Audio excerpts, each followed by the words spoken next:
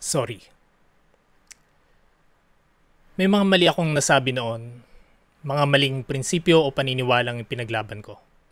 At lilinawin ko lahat yan sa video na ito. Marahil ikatutuwa ng mga bashers ko ang mga madidinig nila, at marahil may ilang kaibigan akong magtatampo sa mga sasabihin ko. A very close friend once told me, wag na wag ka magpo-post ng mga hindi magagandang pangyayari sa buhay mo kasi binibigyan mo lang ng rason ang mga bashers mo para mag-celebrate. Kaligayahan kasi nila ang makita na bumagsak ka. Kaya naman na yun, puro magagandang pangyayari lang ng buhay ko ang mga nakikita nyo sa akin. Tama naman yung kaibigan ko, pero habang tumatagal, nare-realize ko as an influencer, nakaka-create na pala ako ng fake impression. Parang nagmumukhang perfect ang buhay ko sa paningin ng iba sa inyo, kaya naman may mga taong naiinggit o nakakaramdam lalo ng insecurity sa buhay nila. At sa tingin ko, hindi yun maganda. Bilang content creator, dapat nakikita nyo rin na gaya nyo rin lang ako. Ordinaryong tao. May mga kapalpakan sa buhay at binibigyan ng pagsubok ng ating tagapaglikha every now and then. Sa video na ito, gusto kong maging transparent sa inyo at ipakita ang mga downfalls ko.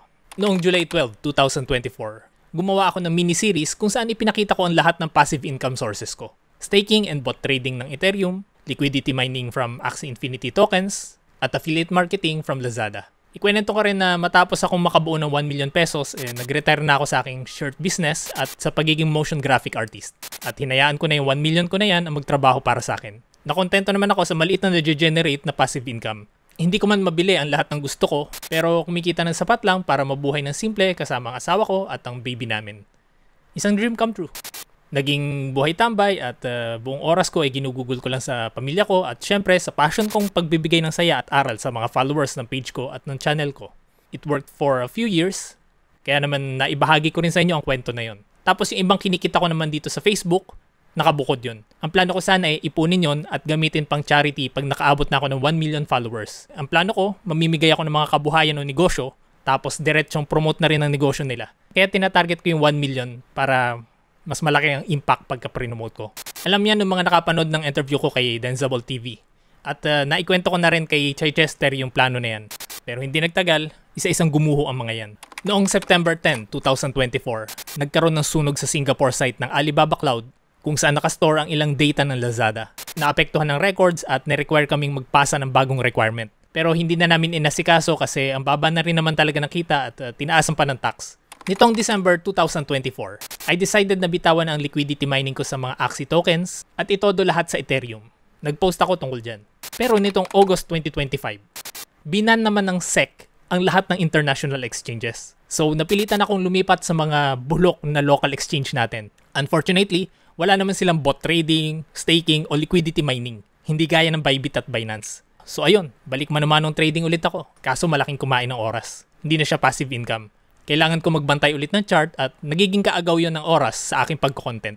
At yung kinikita ko naman sa Facebook na ginawa ko munang temporary pangsalo ng expenses namin, alam nyo naman na siguro ang nangyari. Kung dati nasa above $300 pa ang kita per 1 million views. Ngayon, maswerte ka na kung maka $20 ka sa kada 1 million views. Habang tumatagal, lumalaki na rin ang gastos namin sa bahay. Yung dating baby namin na bine-breastfeed lang, ngayon malakas na rin kumain. At syempre, nagkakaroon na rin siya ng mga needs. Hindi ko namamalayan, unti-unti na pala nauubos yung 1 million pesos ko. Isa yan sa gusto kong ihingi ng tawad sa inyo. Mali ang na-share kong idea sa inyo na possible naka-influence sa iba sa inyo. Mali yung nag-retire agad ako after makaipon ng 1 million pesos. Hindi dapat doon magtapos ang paghahanap buhay. Kukulangin yan lalo na kung lumalaki ang pamilya mo. Paano pa kaya kung 2 o higit pa ang anak mo? Pero sa case ko, gaya ng dati, naniniwala akong kaya kong buuin ulit yung 1 million na yan. Kaso, dumating ang panibagong pagsubok. Na-aksidente naman ang nanay ko. Nadulas siya, nabagsak ang kanyang hips at kinakailangan palitan ng bakal na nagkakahalaga ng 180,000 pesos. Madali lang sana. Hugutin ko lang yung investment ko na 180,000 pesos tapos solved na. Kaso, kasabay nun, bumagsak naman ang crypto market. Wala akong emergency fund. Ako na nagtuturo sa inyo na mag-set ng emergency fund, hindi ko na i-apply sa sarili ko.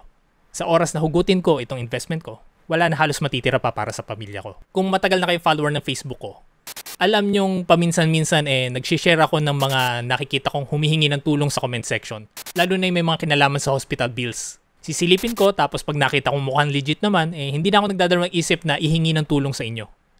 Pero ibang usapan na pala pag ako na yung nangangailangan. Hindi ko pala kayang gawin yun.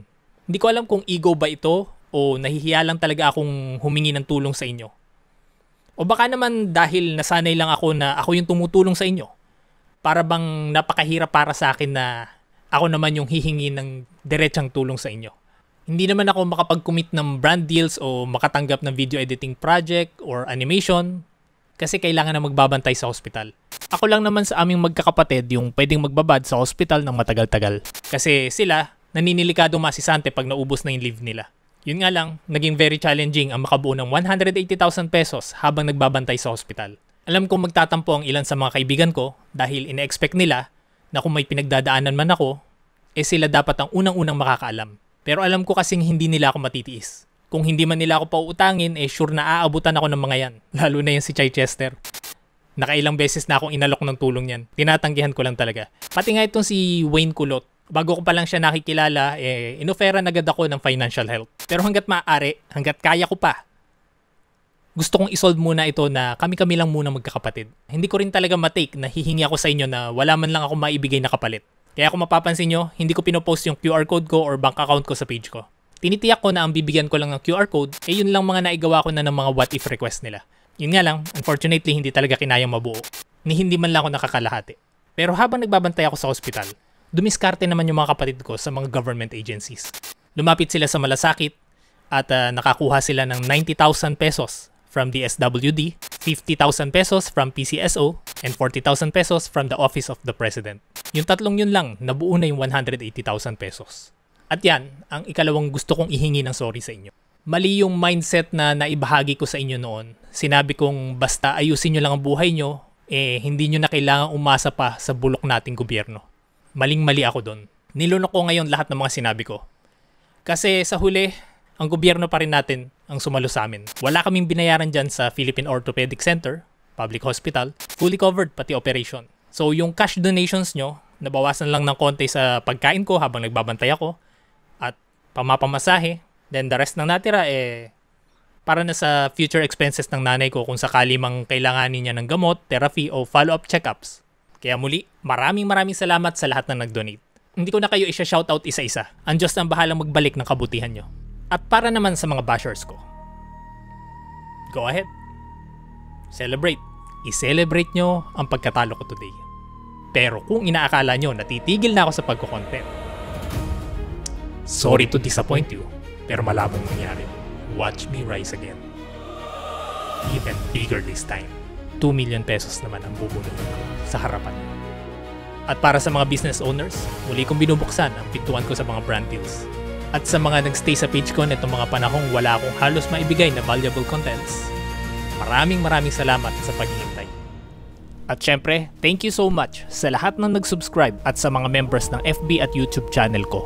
Sobrang laking tulong ng monthly support nyo, kaya naman saludo ako sa inyo. Enjoy the game of life mga peeps. Masarap mabuhay.